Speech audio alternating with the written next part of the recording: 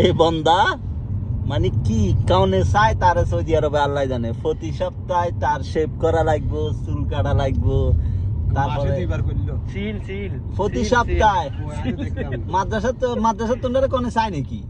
হ্যাঁ, তারে কোনে চায়? এরপরে বিভিন্ন স্যান্ড ব্যবহার করবো 2-3টা, আমি বুঝি না এই বন্দার কি সমস্যা। বাড়ির বোরা কি হয়েছে?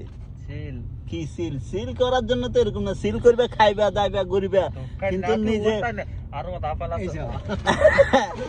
এখন তার মুখে দাড়ি নাই, তারপরেও গেছে যার শেভ করবে এই বন্ধা।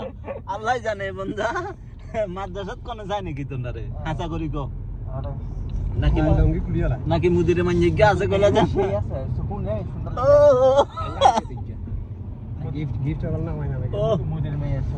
তো ইব্রাহিমরে খবর দো না কা